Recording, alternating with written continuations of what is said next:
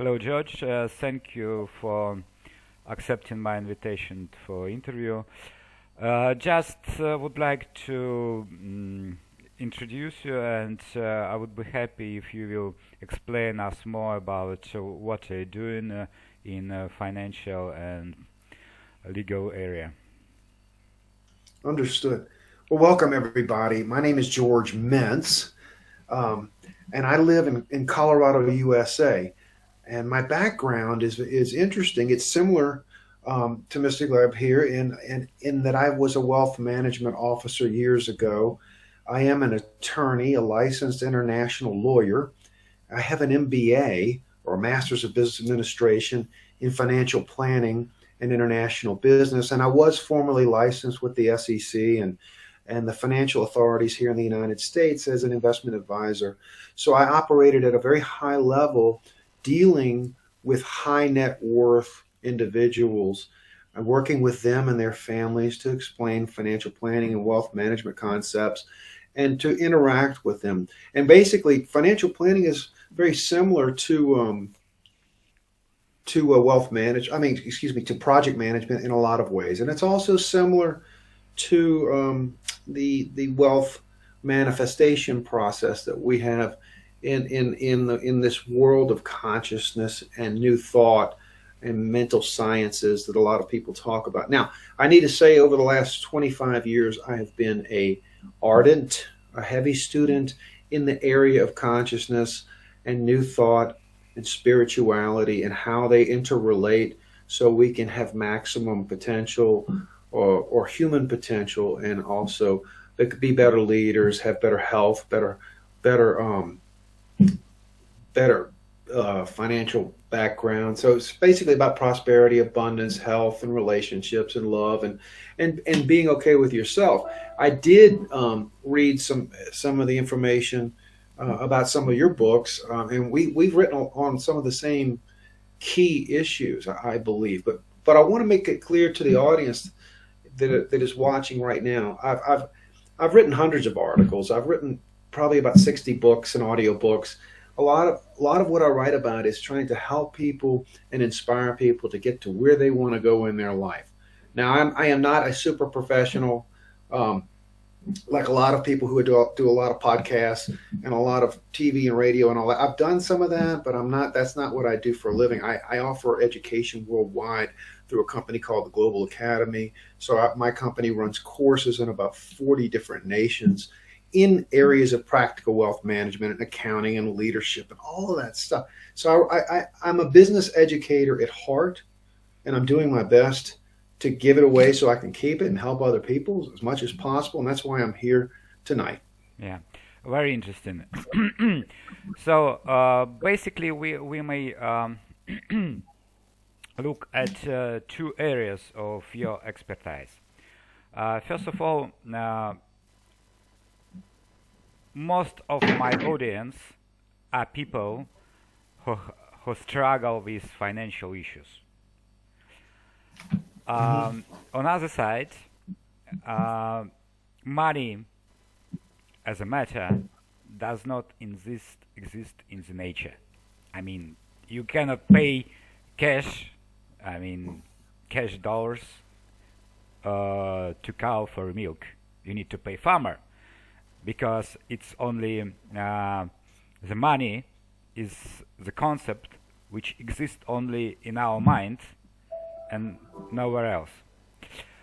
Uh, how do you see uh, the reflection of money in our consciousness?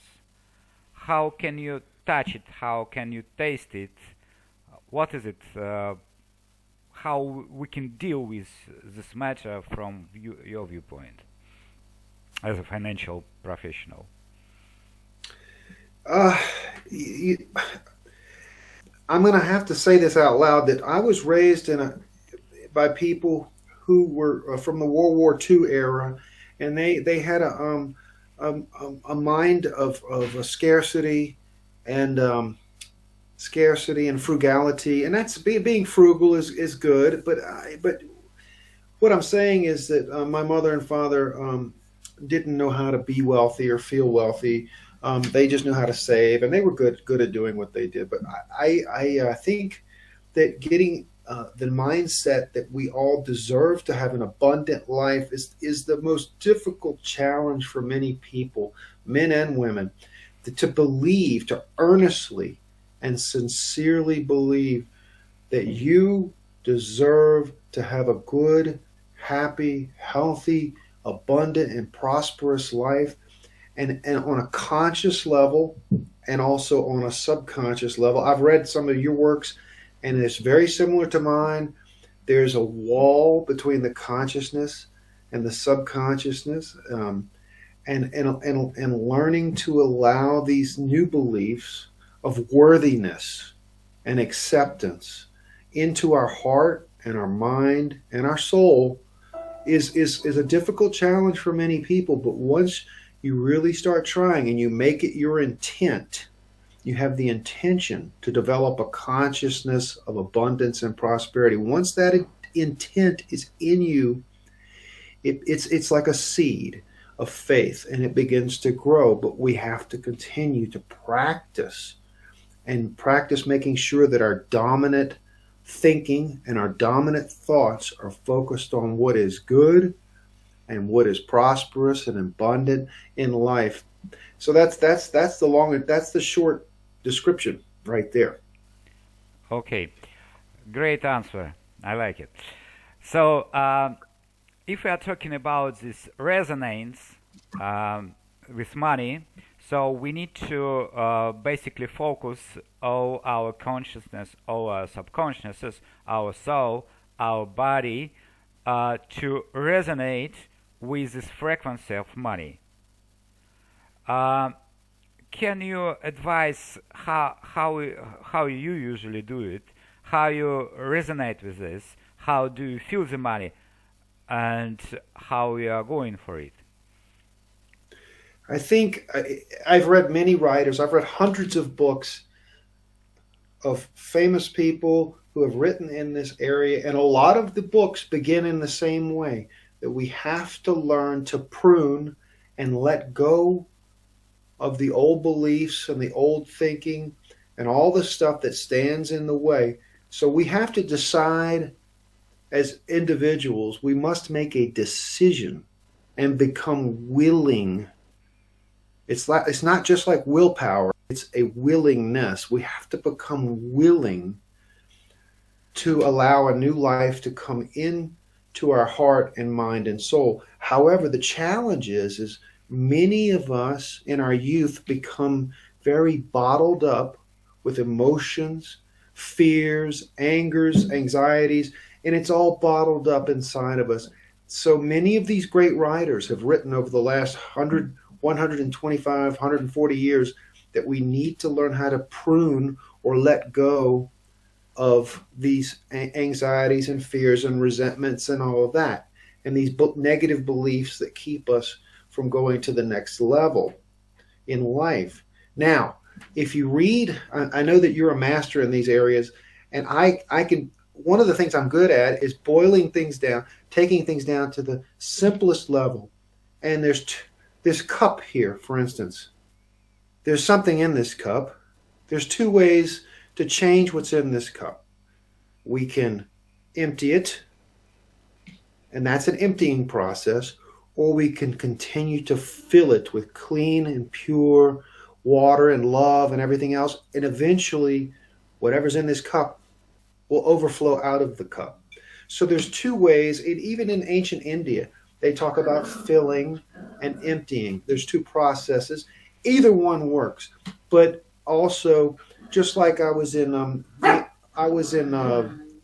Vienna, Austria, in October of 2007, and I noticed all of the government workers were outside trimming and pruning the trees to get ready for the new season, and that's the same process. As we have to go through that process. I'm going to make sure these animals are not in my office. Okay. You know that we are talking, when we are in finance, we are talking about the risks. And the risks have the structure. For example, we have economic risk, we have political risk, we have force majeure risk, we have different types of thousands of risks. If you can structure the fears and pains in subconsciousness mind about money matters, how will you structure it? What do you think from your experience as a professor and the teacher? How is in people, I mean in general people who are not very attached to finance, how they structure their financial issues? What is the strongest financial fear, and what is the second one, and what is the relation between them? How do they relate to each other? Well, I'm going to give you an answer, and you can tell me whether or not this is the type of answer you're looking for. We in practical wealth management, we're governed by laws and ethics and values and prudence and all of that. So when you talk to a husband and a wife, for instance, or a family, we're trying to find out what their risk tolerance is, what their time horizon is, like when they will need money, how they will need it in the future for retirement, what their suitability is for certain types of investments. And everyone's different. Some people sleep well with aggressive investments. Some people do not. So each person is subjective with the types of risks that they can take. Now, here's the problem. Is that right now, again, we're in, it seems, another risky area of economic challenges. And just so you know, I lived in New Orleans, down in Louisiana, back in 2005, when the giant hurricane hit and blew up the whole city. So I was there at that time, and I learned a lot about disaster risk management, disaster recovery. We saw a lot of people that lost everything. So, it was a microcosm of what a war would be. Like one city, and they got destroyed, and they had to rebuild it and all of that. But the challenge is what type of risks are we willing to have? I was writing a book today. I'll send it to you tonight via email. I finished the book. I wrote it in 2 days. It's called Disaster Wealth Management, this book. I'm publishing it tonight on Amazon. I'll send it to you. You can give it to whoever you want. It's just ideas, strategies, and techniques that you should consider for risky times. Not just stocks and bonds and mutual funds or retirement account, or this is covering all different types of issues, like the safest places to live in the world, the people that have the best currency and sovereign risk in the world. So my little book will be something that you can give to your friends and family and people and your fans. They can have it. They will like it. I put a lot of thought into it, even though it only took me 2 days. You know how when you write a book, sometimes you can think about writing the book for weeks, and then when you sit down, you're ready to do it. You're ready to do it, and that's what happened. I wrote 30,000 words in 2 days, just boom. Yeah, thank you. If we go a little bit deeper into the risk tolerance, yes. Do you see the difference, for example, in risk tolerance between genders, or between different ethnic groups, between people with high education and low education? I mean that using your experience, how you deal with it? Because, for example, new immigrants, of course, they are scared a lot, right? And they prefer to save as much money as possible. Otherwise, if you save money in T-bills, and treasury bills, and treasury bonds, right, you cannot invest a lot. You cannot buy crypto.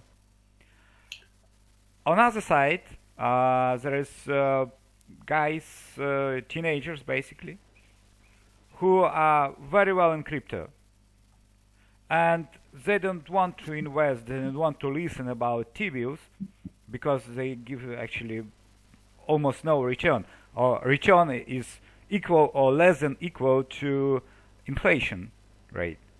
So how do you see this? What are the changes? What are the trends? I think every country is different, but I think in the United States that the most immigrants and young people still have small businesses and they try and grow them. And at some point, if they're lucky enough to grow the business, they can sell the business and get out of it, or they can hand it down to a family member after when they get old enough to let the family take over the business. But they have the typical people in the United States try and invest in themselves, immigrants as well. So right now, they say that some African immigrants and some Asian immigrants are some of the most successful, highly paid people in the United States of America, and they've only been here for 20 or 30 years. And that's so there's a certain degree of common sense there. If you come to the United States or you go to Germany or Russia or wherever, and you work hard and you save your money and you invest in yourself, you're probably going to do okay. Most of these guys that come here from some of these countries are going to school to become professors or lawyers or accountants or whatever, and that's a good life. It's a good, or an electrician or a plumber. I mean, those are good paying jobs. Well, I don't know about cryptocurrency and all that kind. I mean, look, I have a friend of mine who's the former head of the IRS cryptocurrency division here in the United States. He's one of the smartest guys you're going to meet. He's got a PhD and a master's degrees and all this stuff, and he still doesn't know if cryptocurrency is something that you should bet too much of your money on. He's got common sense. I guess he's like, if you want to put 5% of your wealth in cryptocurrency and maybe you get lucky and pick the right ones.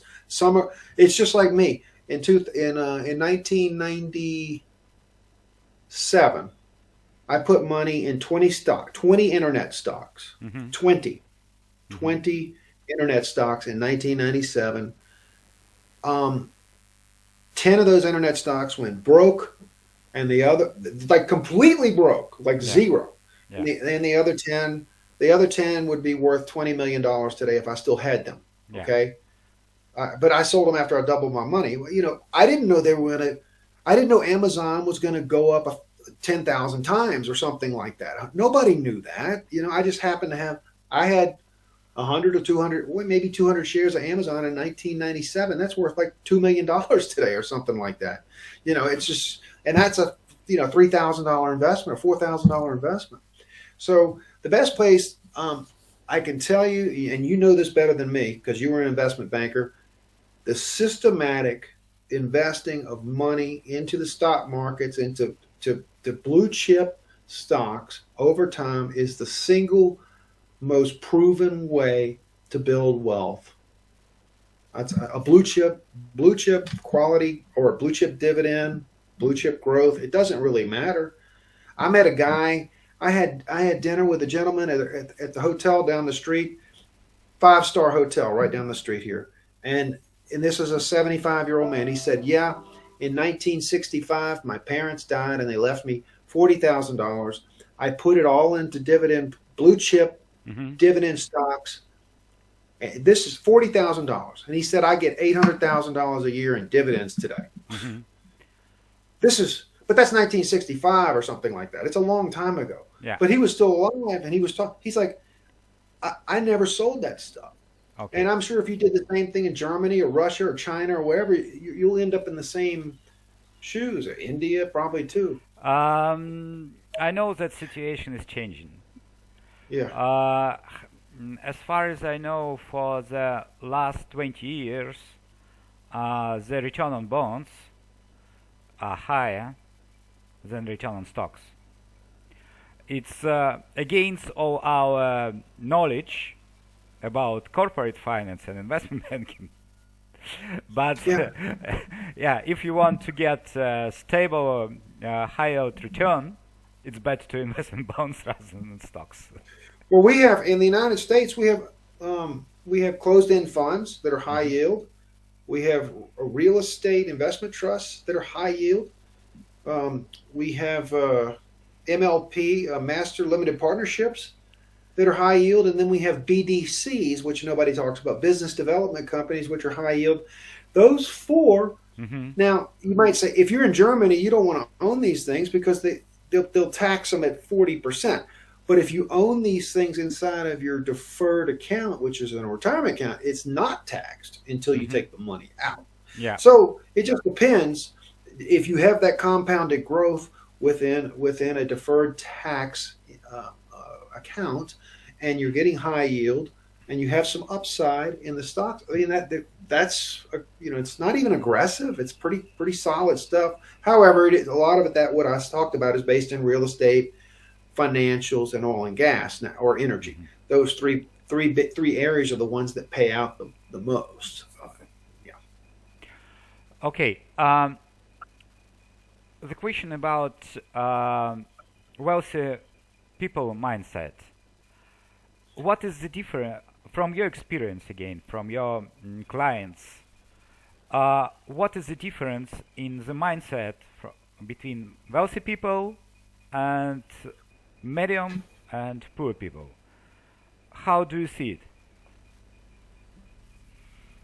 I think the primary difference between the wealthy and the not wealthy, I think, is the wealthy tend to invest in themselves, and when they make money, they buy some more investments, or if they make money, they buy an education for their children or their grandchildren. What I'm saying is that the people that aren't reinvesting in themselves or their family are not building a dynasty. They're not building wealth. Now, I realize that you only live once. I understand carpe diem. You gotta if you what good is it to have money if you don't enjoy some of it? So I understand that, but the majority of Americans and the majority of people around the world are poor, and the majority of them are living paycheck to paycheck. The majority of the millionaires that live in my neighborhood are living paycheck to paycheck. If they lose their job, Hmm. they won't be able to pay the mortgage. They won't be able to pay for their car. They won't be able to pay for their children's education. What I'm saying is this, and then the key is getting above. For people that are young, most of the young people I know in around here in this town that are my age and your age, a lot of them just finished off paying their loans for their medical school, Hmm. their law school, their Hmm. PhD, and everything. I mean, they're 45 years old and they're just now finishing paying for their education. Education is not free here. Unless you have a scholarship, which most people don't have. Okay, so I think that really the people that have done well. I used to do these wealth management plans and work with all these people. The old guys that came here after World War II from Europe, they started buying things. They bought buildings, they bought land, they bought machines, they bought homes, they bought rental houses. That was before the stock market was big. And then in the 1970s, people started to invest more. The late 1970s, people started to invest more and more in what we call blue chip stocks and bonds, and then later on we have mutual funds. Then later on we have ETFs, which are exchange traded funds.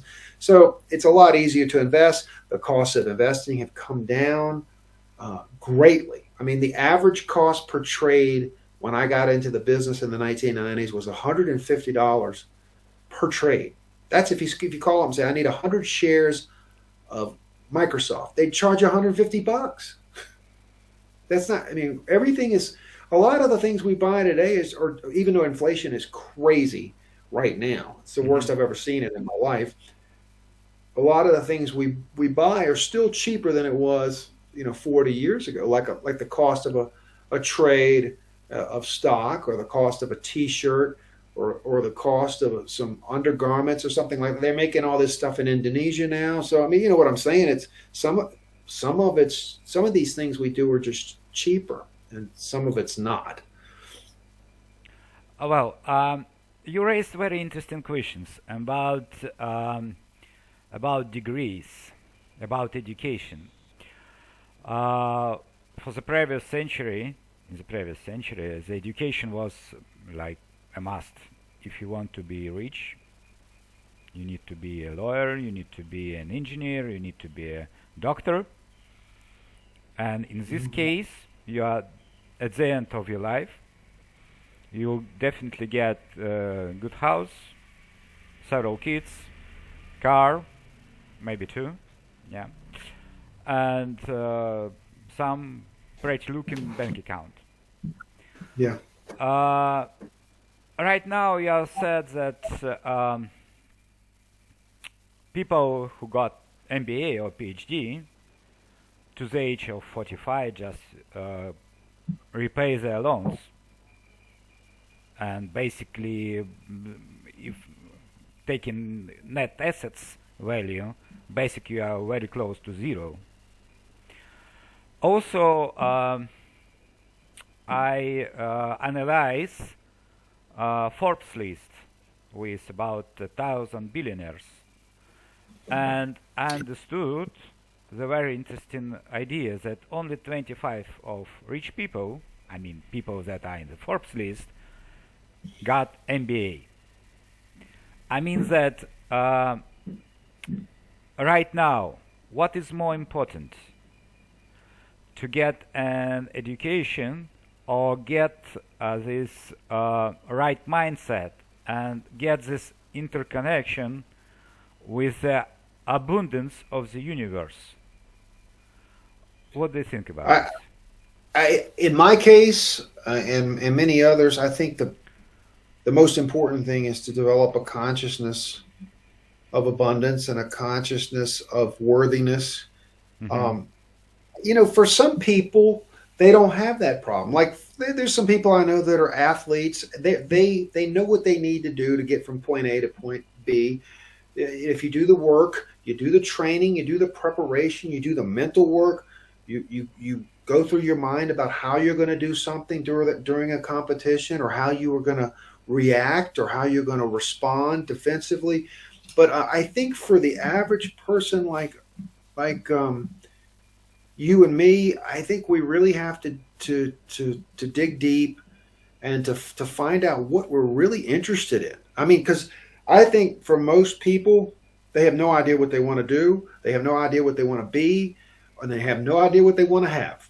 And if you listen to some of the greatest philosophers over the last 150 years, they all say you need to figure out what you want to be, do, and have.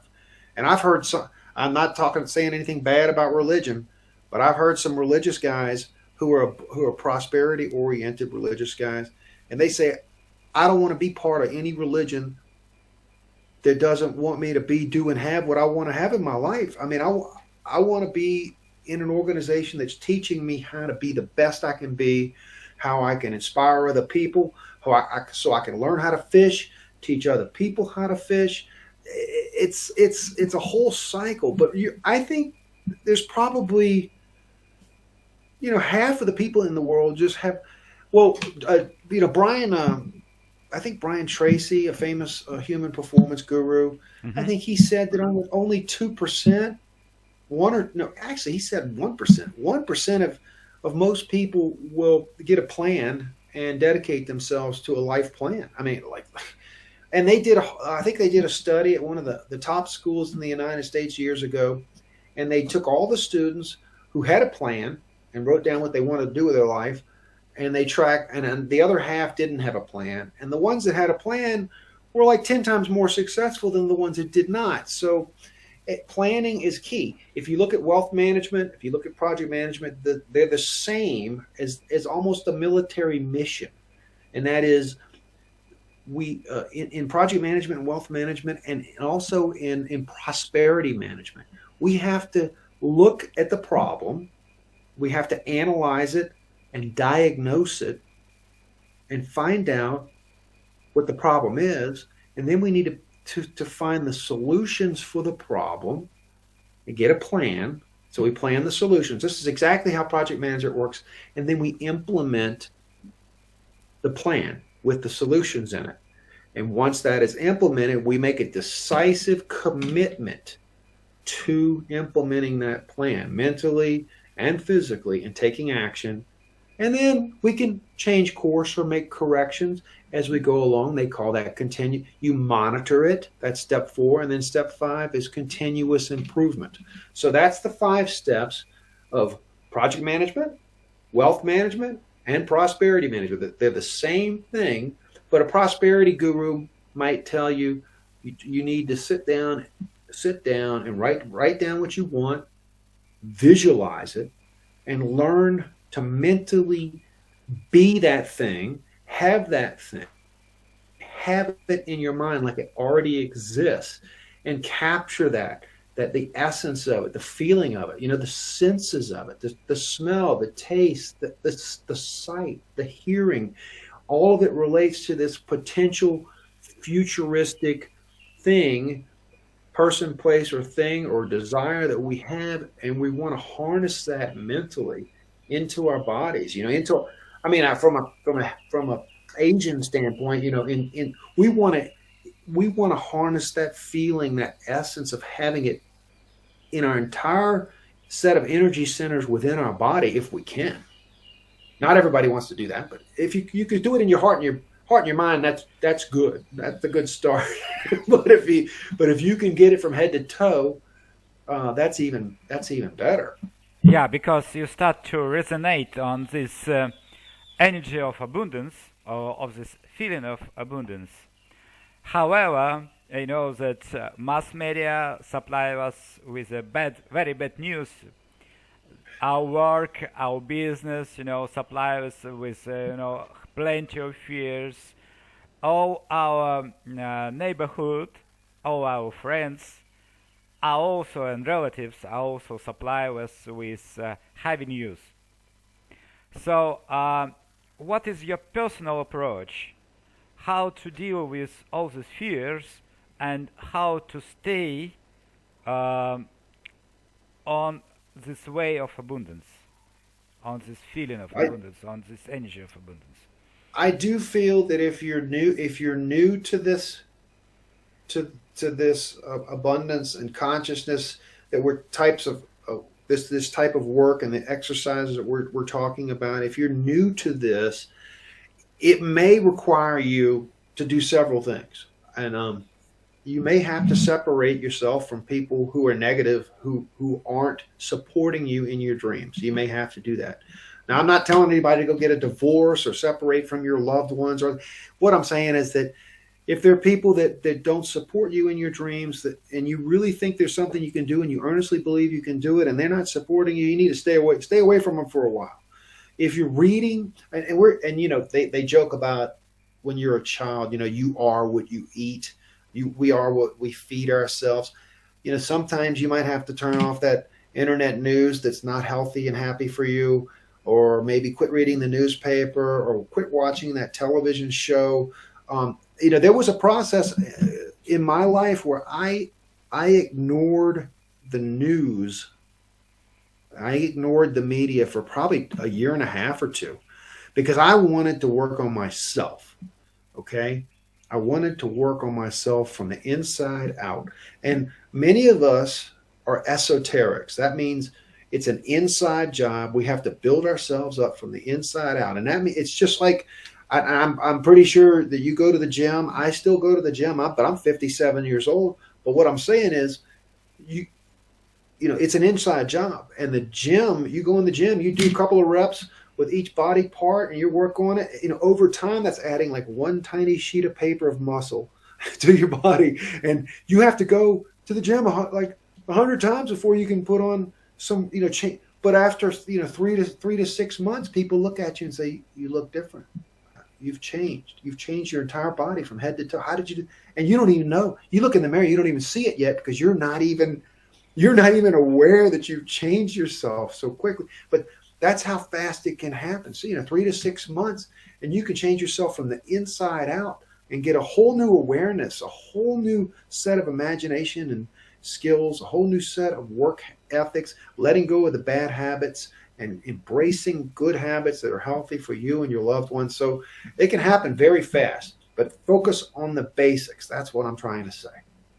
Yeah. As for myself, I also like sports. Yeah. Surfing, volleyball, bicycle, running, yoga. But finally, I understood that our, physical body is a reflection of our mind. So what we have in our mind, we replicate in outer world. We give the signal, we transmit the signal into the universe. The interesting question is that I found out that subconscious mind help us a lot to eliminate the fears of being either unhealthy or being poor. So we just construct this, we develop these instructions for subconscious mind that eliminates these fears. Because I also listened a lot of lectures on wealth and prosperity management, and I know about our intentions, about manifestation, how to transform it, how to send the signal. However, once a day I thought that, well, we have, say, Jeff Bezos, Mark Zuckerberg, and Bill Gates. Are these guys really have this intention? Do they lie, every morning on their beds and, give them the freedom to be abundant? Do they need to send this signal to the universe, or is it happened something another way? Because since I am very like surfing, I know this is how this is important to catch the wave. But to catch the wave, you need to be in the right physical form, with the right board, in the right place, and you need to have the right waves. So you need to be at the right time, with the right people, and with the right idea. How to make this exercise? This abundant exercise of manifestation of our abundance in correlation with the universe. How to get into the right people at the right time? What do you think? Yeah. I think, like I mentioned earlier, I think it's an inside job, the esoteric work must be done. And I use the word harmony. It's a very important word. We must develop a harmonious relationship with ourselves and the universe. And once we have let go of these angers and these resentments and these anxieties and all this and this forgiveness and all that, and we push all these things out, we make room inside of our body, our heart, our mind, our soul to let the good in and allow and facilitate this new harmoniousness or harmonious relationship, and you're at peace with yourself and the God of prosperity. that is that connection. And just like some of these writers have said, what's the lady that wrote the Harry Potter books? J.K. Rowling. Yeah, they say the joke is when she walks through customs at the airport, she might have $1 billion of ideas in her mind that they can't stop her. She just walks right through. But that's when you're in harmony, and you know this as well as I do, I believe. Once you're in harmony, you have that flow of inspiration and those ideas that are coming to you and coming to you and coming to you. And that's when you begin to start writing. The tough part is you have to decide to pick something. The toughest part is when you have all these ideas, let's say you have 10 ideas, you can't do all 10 that easily. You have to pick one. So you have to pick one to start with. And if that's not something for you, you go with another one. But the challenge is if you're new to this, once you get clear and in a harmonious relationship with yourself and the universe and the world and other people, you start receiving all of these beautiful ideas and inspirations. It's a form of prescience and intuition. It's a little different, but you're receiving this, and that is your divine guidance. And then you learn from that how to follow your dreams and how to follow your labor of love. Because most of the rich people I know, they love what they do. I have an older brother who's a famous plastic surgeon. Mm-hmm. You know, he's a facial surgeon, the best in the world. He loves his work. Each patient is like a new canvas where he gets to do his artwork, and he just loves his work. And that's each one of us. Now granted, it took him from the time he was 18 years old to the time he was 36 years old just to become a plastic surgeon. That's a long way. but you might like doing landscape architecture and planting trees and all that and changing people's yards and making people's yards beautiful. And you can make a lot of money doing that too. Especially if you start at 18 and start saving some of it. By the way, do you know this full story of J.K. Rowling? She had an abusive partner, abusive husband, who actually beats her. Uh-oh, that's not good. She was in so desperate situation that she has created the world in her mind where actually she lived, the world of Harry Potter. Huh.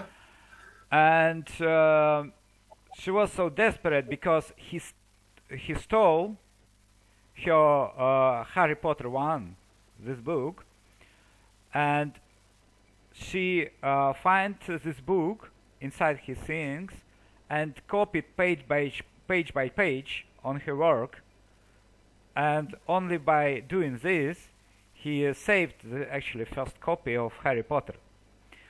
So you know that most of the people with whom I talk, I mean my clients also, I have actually two different groups of people.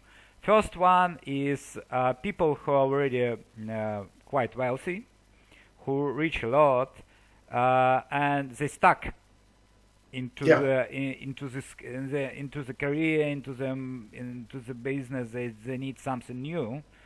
They need to eliminate, these fears, these limits, these old beliefs, old aims from their subconsciousness. On the other hand, I have people who are not very wealthy, who basically lives from paycheck to paycheck, and their situation is, quite desperate. So I have some, master solutions that cost nothing, because I helping people to raise themselves. Also, I would like to ask you, if you see people in such kind of desperate situation, the problem is that they do not feel the abundance of universe. Yeah. They cannot they cannot imagine that they have something like a new house, a new car. Their mind is very limited. They cannot forecast, they can't prognose a good future for them. What is your idea how to deal with it? Because their mind is very limited. In fact, this connection with abundance is broken. I think that for some people, occupational therapy might be the best initial solution to begin with. So I've known some people to go out and just find a job working at a baker's shop or something like that. Mm-hmm. And then I've met some other people who were too much thinking about scarcity and worry and anxiety that I know some people that went out and got 3 jobs. They got a job during the day, job during the evening, and a job during the weekends to make sure they were focused, with using their mind and their hands to do some work. Now, if they don't want to do that, go back to school. Find something that you want to learn about in college or school and do it today. Now, 20 years ago, you couldn't do this. Now you can go online. You can go to Udacity, Udemy, 2U, FutureLearn, and a half dozen other what's called massive online open course systems. They're platforms online. You can start courses tomorrow. And they're courses that are taught by the best professors in Italy, Germany, England, and the United States, and Russia, and wherever you want to go. That you can take it in any language you want. You couldn't do that before. Now you can. Here's the challenge: is like if somebody came to me and said, "I want a job," and they had a degree from the top university in English or something like that. I don't know if I would need them. But if somebody else came to me and said, George, I just took 2 classes. I have no college education. I took 2 classes. I've learned how to build websites and I've learned how to do internet marketing. I'd be like, I might need your help. Okay. So, and I'm not saying that person's going to make a lot of money doing that freelance type work initially, but if you have valuable skills like that, you become a very important person to people like you and people like me who need marketing or need website assistance or email marketing or internet marketing, all these things, or writing letters and sending them out. So my best advice is just get moving, take action, take out a pen and paper, go buy a 50-cent or a $1 notebook, at the cheap store down the street. They call it the dollar store. Get you a notebook. Page 1, things I want to do with my life starting today, and then start writing a list. And then next week, you can change the list, cross things out that you don't want to do. I want to learn how to speak French. I want to travel to 40 countries. I want to get a degree in law. I want to become a lawyer, an accountant, an engineer, something else. I want to be an actor. I want to be a musician. Whatever it is, write it down. Because you are the professional. You are the professional in consciousness, and you know for a fact that when you write something pen to paper, it does something between the consciousness and the subconsciousness. It helps move these ideas across that barrier. Okay, because I usually give an advice like start saving. Start saving. If you save even $6, your wealth is $6. And when you have this wealth, you are in 25% of richest people in the world. Yeah. Do you know this? You know how many Starbucks coffees I bought last year? 1. I had only 1 coffee last year. And that was because it was the only one in the airport. But I'm sorry to interrupt you. I apologize. Yeah, because if you have this wealth, if you have the savings of $6, it means that most of the people, 75% of the people, do not have these savings less than $5. I mean, less than $5 in their pockets. Okay. Maybe talk some personal matters. It's just, usually when I was an investment banker, I have a partner, and people ask him, I was working in oil and gas energy business, and people ask my partner, how many dry wells did you drill? And he usually said, 1. But this 1 well destroys the whole company. And after that they ask him, how many good wells have you drilled? He said, 1. But this 1 well saved the largest company in the United States. Well, Uh, You know, they say when preparation meets opportunity, the good things happen. So you know, we prepare ourselves, we sharpen our skills every day in the direction that we want to go in our life, and sooner or later, hopefully, opportunities will present themselves because we will work on heightening our awareness and be able to see the opportunities when they arrive. that's right. Uh, can you tell us a little bit more about your, personal luck and personal failure? What was your best well, and what was your worst well?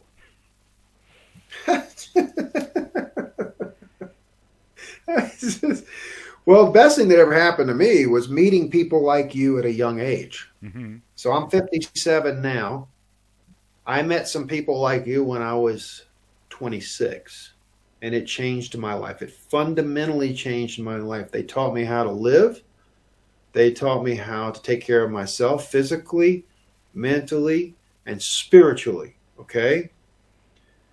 And it's not some cult. It wasn't a religion or anything. It was just some smart people. Okay. And, and they told me that if you want to go get an education, this is what you need to do. And these are the people you need to talk to. These are the, and if you want to change your body inside and out, you have to go to the gym and do these things every, three to five times a week. And so, and if you don't want to be lazy and stupid, you need to quit drinking so much alcohol and don't use drugs. So there's some wisdom and common sense. I mean, this it sounds like common sense, but there probably half of the world out there, half of the young people out there probably need to learn how to eat right, sleep right, Hmm. exercise, and have a healthy diet. I call it the Fred. I call it Fred, FRED. So you have to have healthy fellowship, healthy REM sleep. That's the R, FR, and then E. You have to have the healthy exercise, and the D is the healthy diet. FRED for Frederick. I have a brother named Fred, so I Okay. just uh, Again, personally, how do you feel this resonance with money? Uh, where is that? Um, Maybe it's in your mind, maybe it's in your body. Like you just, for example, sometimes you just know that wealthy client is calling you, and this is the deal that you will make, and it brings a lot of money. Um, how do you taste it? How do you smell it? Where is it? How it comes from? How do you hmm. tune it into this, into this First energy? of all, Hmm. the first thing I need to say is that I know some people who live in a very wealthy way who don't have a lot of money. They Hmm. just know how to live Hmm. in a way that is they when they spend money, they only spend it on investing in themselves and investing in their wife or their children, and they don't waste money. They don't do stupid things. And so what I'm saying is they say, I don't know if this is 100% true. They say that in the United States, if you make $100,000 a year, you're living like you can live like a millionaire Right. in many of the cities. I'm not talking Right. about New York or Los Angeles or San Francisco. I'm talking about all these other places, right? All right. So wealth is subjective, and if you have a job that you like and you're happy, and if you're doing good work and you're helping people make money, or you're helping people be happy, you're going to get paid. Hmm. And you're going to get paid a lot of money. You're going to have enough money. You're always going to have enough money if you're providing a service or a product that helps other people get to where they want to go. You're always going to be wealthy. Now, wealth is relative. My older brother, that's the famous plastic surgeon. He's extremely wealthy. Hmm. That's a different type of wealth. I don't personally. I don't need to fly in a private jet somewhere. I'm happy to go to the airport and get on the plane with everybody and go somewhere. But it would be nice. I don't even need first class. I'm not that tall. so, but to get those kind of deals, to become super wealthy, I mean, you really have to keep. I'm going to say this for the beginners out there: you keep a piece of paper every day and your notebook, and you write down 2 or 3 things that you're going to do each day to improve your life. And at the end of the year, that's 1,000 things you've done to make your life better and achieve prosperity, wealth, and abundance on a mental, physical, and spiritual level. Okay? So that's where you start. You start with 3 things a day. Maybe 4, maybe 1. The most important, what's the most, they often, for the super rich people out there who teach about this stuff, they look at me and you and they'll say, who do you want to do business with? That's where you're going to find your wealth. If you figure out who you want to do business with, you go after them with everything you have, and that's where you're going to enrich your life and probably help a lot more people. I mean, I've read books by people like T. Harv Eker, who's a really good writer. There's a lot of the Eckhart Tolle, all these guys out there that have written in these areas of wealth and prosperity and detachment and spirituality and all this stuff. And it's tough because I know just like you do that most of us go through life and probably only have 1, 2, or 3 super great ideas that we act on, do something with, and make something big happen. And if you're lucky, they say we'll have 7 to 9 careers. That's our age group in our lifetime. Now, will we be that good at it? Will we be exceptional at each one of those? I don't know. I got a feeling though, if you're, they say that Zig Ziglar, the famous salesman, used to say that if you do 2 to 3% more each day than everybody else, you will be at the top of the top. You will make more money than anybody else in your field. But the question is, how do you do 2 to 3% more than everybody else? And I think for some people I've known, they go to work early and they leave late. They make some sacrifices. They're doing the training. They're doing everything they're told to do, and more. They're giving more value to the people they work for or to their customers. Now, I'm the first person that's going to tell your audience right now that I've been working for myself for over 20 years. Okay, I also teach and I work for other people. I worked for the White House, for the President of the United States for the last 3 years, and I just quit that job. I just let go of that. I work for the government here but these are volunteer positions of esteem. That's different. I'm a commissioner for the civil service and airports, and I do these things like that. But I'm the first person to tell you, it doesn't matter what job you're in, whether you own the company or not, you still work for other people. I work for other people every day. I work for my customers and the people who ask me questions. I work for my students. I'm working for you right now to try and provide you some decent insights into your podcasts and discussions. And I pray to God that this is helpful to some people out there who can understand my silly accent from the United States. Okay. Right now, do you still getting paid by paychecks? I mean, by paper. Well, I own my own company, so I pay myself. No. I mean that. Do you see the difference between when you paid in cash, I mean, by paper, or in paper check, or get the wire payment? Yeah. How do you see this difference inside you, or you don't see it? I think you're right. I mean, it's all a computer digital account. Money's moving around. It's almost fictional at this point. And the more that we move into this technology and artificial intelligence and all of that, I like to have cash still. But I was writing in my little book today that I published about precious metals and precious gems and all it. Those things in a disaster environment, those things are going to continue to have a store of value.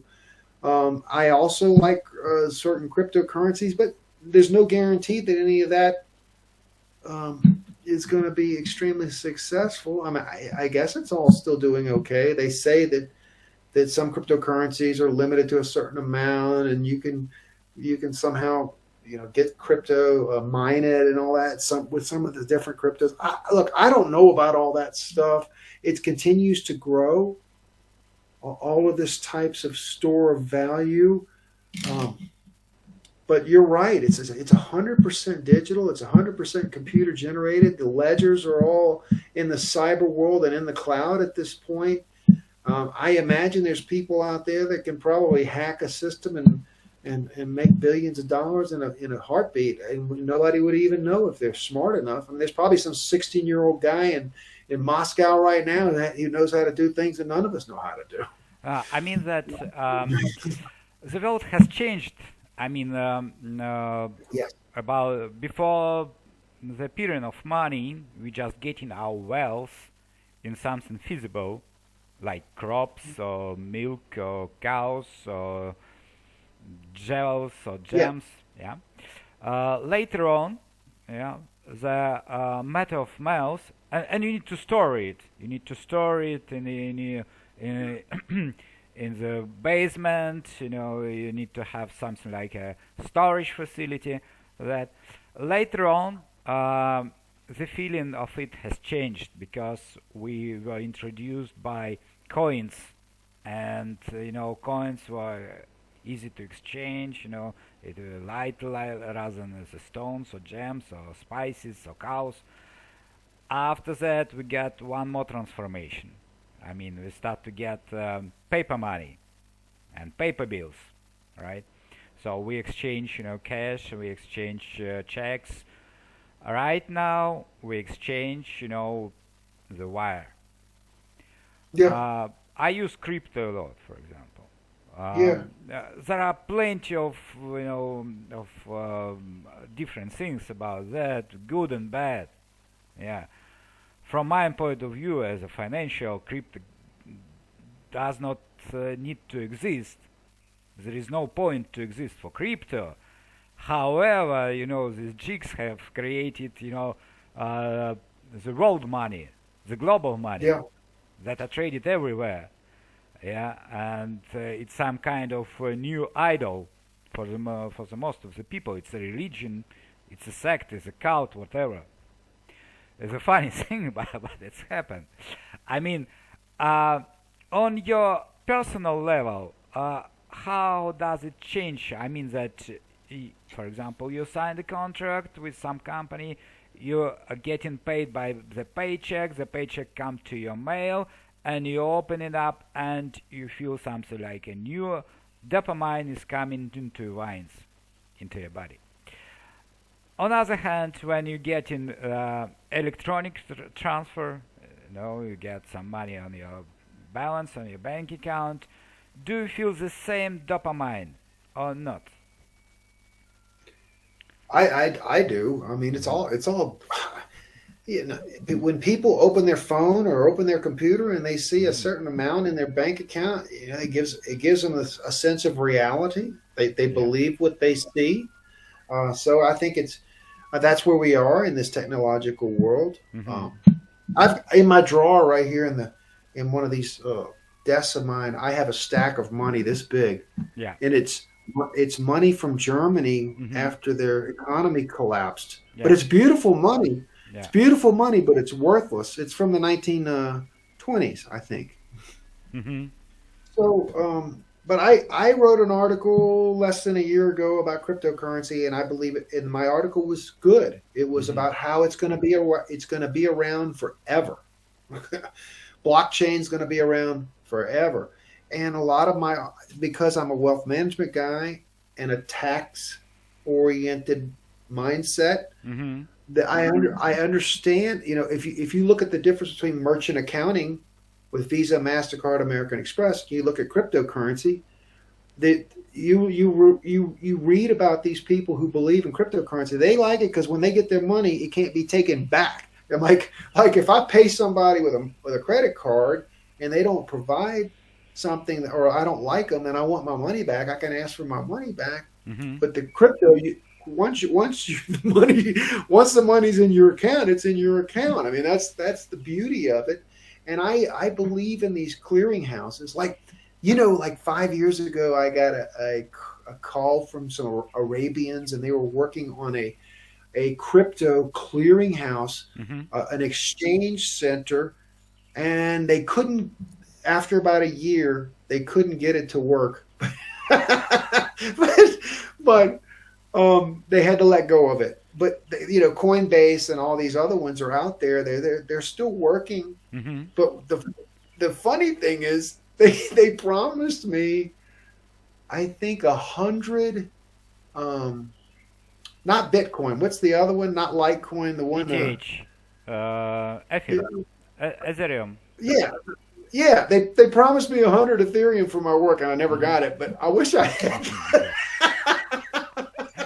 I should take the loss. Maybe I should take a tax loss for not getting my 100 Ethereum from these guys in Arabia. But that's worth what, $200,000 today? One Ethereum's worth like 1,000 or two or something. 1,600 something, because yeah. So I should take my $160,000 loss. Mhm. On my taxes, right? I don't think the American government would be very happy about that. Okay. But anyway, yeah, Mhm. it's like you said, everything's in your mind. There's countless cases. There's countless examples of people like you and me. We're sitting down when we're 25 years old, making $1,000 or making $500 a week, and we write down on a piece of paper, instead of $2,000 a month, I'd like to make $10,000 a month. And you write it down, and you're like, oh my God, that's a lot of money. I wonder if I can do it. Then you start thinking about it, and then all of a sudden, 5 years later, you're making $10,000 a month, and you're like, Yeah. oh my God, how did this happen? Exactly. This is happening exactly like you said. Yeah. Well, thank you very much for your answers. If you have questions for me, you may ask me right now. Oh, I just wonder. My biggest question for you tonight is, how has the Zen Master training affected your world view on a spiritual and physical and mental level? How has it affected your world view? It just becoming a different person, because everything is changing. First of all, your body is changing. Um, you do not have pain in the body. It means that even if you see that some pain is coming, for example, most of us are sitting at the computers for a long time. But when you change your approach to your body, you see that there is some pain the pain is a signal. The pain is a signal that something is wrong. So when you change it, when you change your mind, when you done this, transformation, you see that if something wrong in your mind, if you don't feel harmonious, if there is some fear appears, it means that sooner or later it will come to your body. Your body will give you a signal that something is wrong. So you become very conscious with your harmony. You are becoming in line, you are becoming in this wave, in the resonance with the nature, with other people, with your business, and you build yourself as very harmonious person.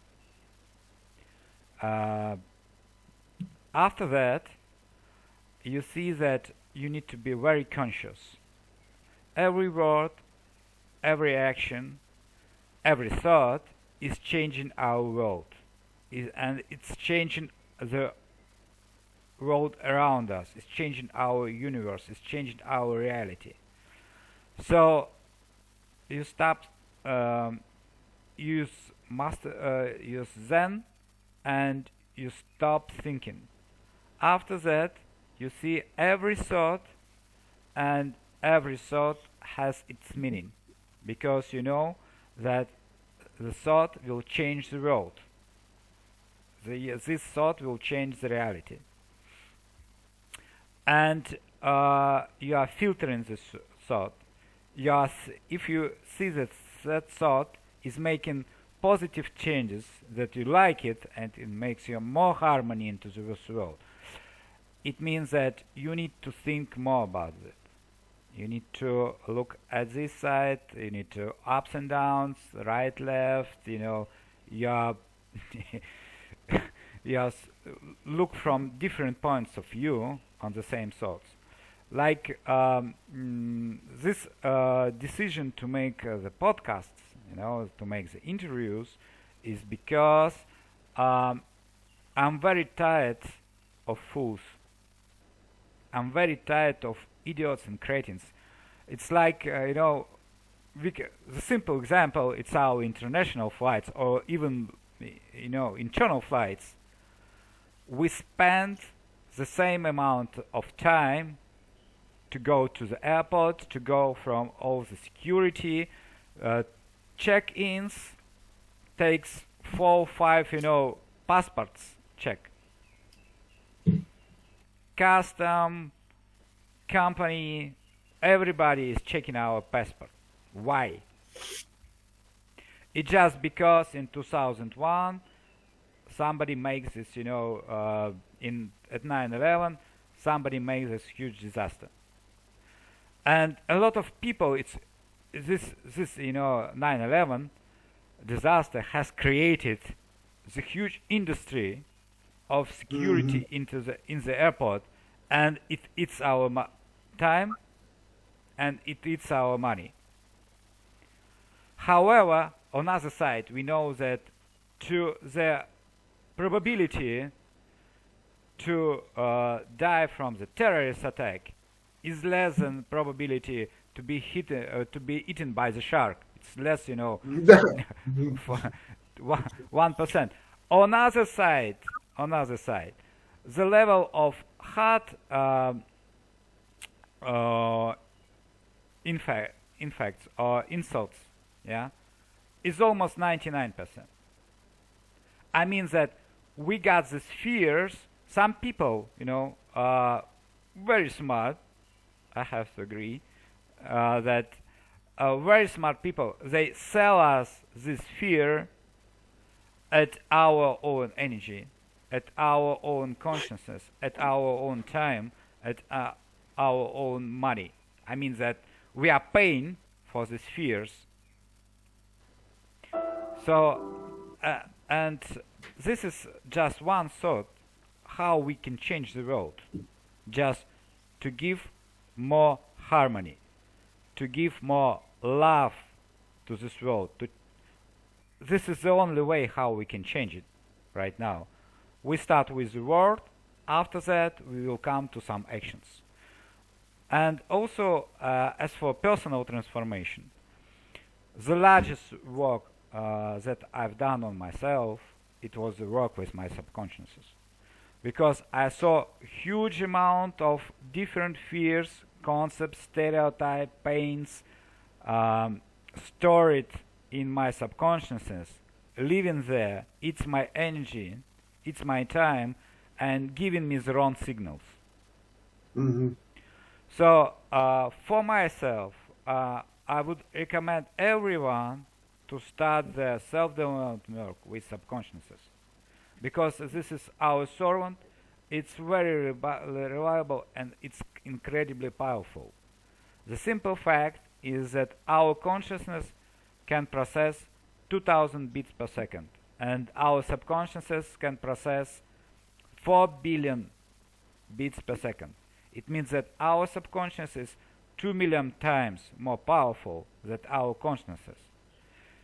It is impossible to give the signals to to such kind powerful instrument, because this subconsciousness is creating our reality. All what we hear, all what we see, all our kinesthetic feelings, all our taste, all our smell is all processed by our subconscious mind, and it creates our reality. It's reality of our subconsciousness.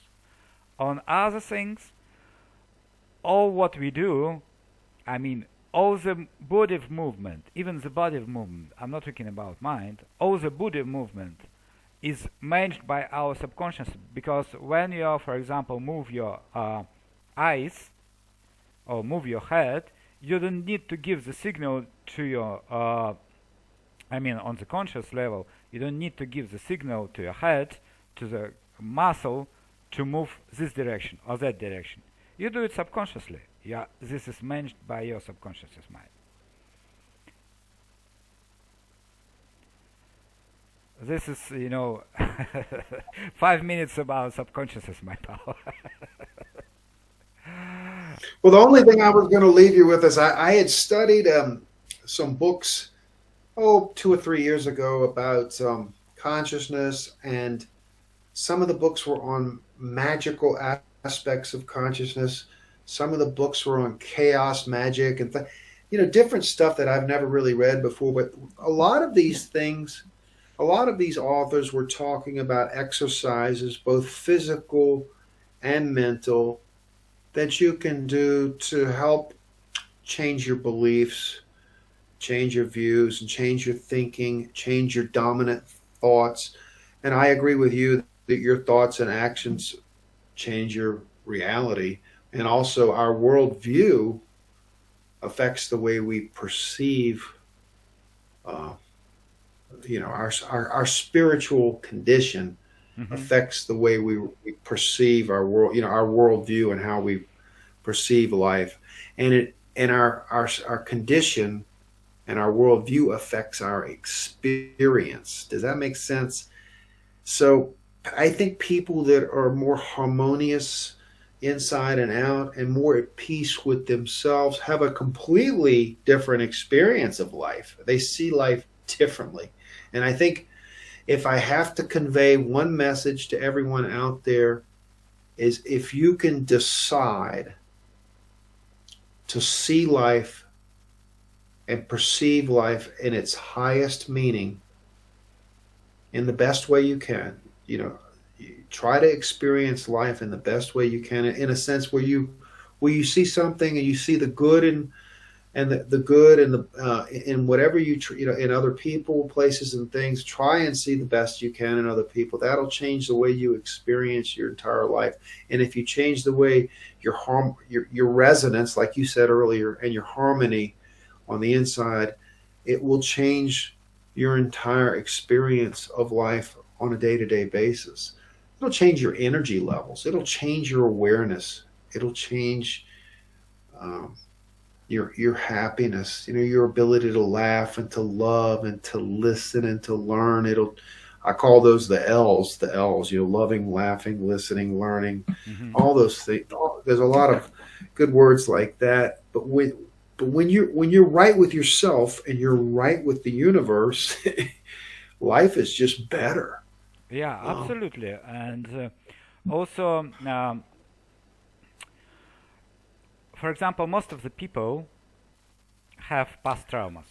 It's between 750 and 2000 past traumas that lives inside most of the people, especially Western people. In Asia, it's a little bit different because people are much closer to the land, to the sea, to the universe. So they are not very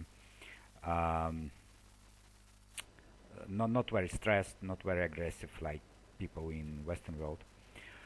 And when you eliminate, when you remove, when you release all these past traumas, it doesn't mean that you eliminate, you can't erase the memory.